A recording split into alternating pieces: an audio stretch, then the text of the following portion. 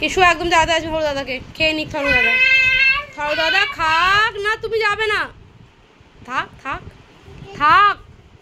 দেখ তুই না একদম থারু দাদাকে, এর জন্য তোকে আমি নিয়ে আসি না, খেতেই দিস না থারু দাদাটাকে তুই। ওইটুকু থাকুক, থারু দাদা খেয়ে নেবে। তো রান্নাঘরে রেখে দিয়ে আয়, এমনি সব চিকেন শেষ হয়ে গেছে, খাবে না থারু দাদা। তুই রান্নাঘরে রেখে দিয়ে আয়, ও খাবে না আর। খাবে, খাচ্ছে, এই বাবা খাচ্ছে খাচ্ছে খাচ্ছে খাচ্ছে খাচ্ছে। কী করে খাচ্ছে থারু দাদা, কী করে খাচ্ছে?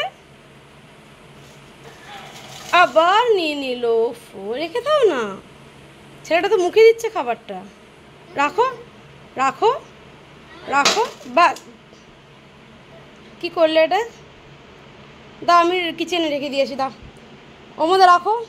হ্যাঁ একটা একটা করে তুলে দাও, তুলে রাখো, সব চাউলগুলো ভেতরে রাখো, রাখো নিচে রাখো, রেখে দাও। হ্যাঁ থাক, ওই এগুলো পড়ে আছে মাটি থেকে তোলো, ওর মধ্যে রাখো।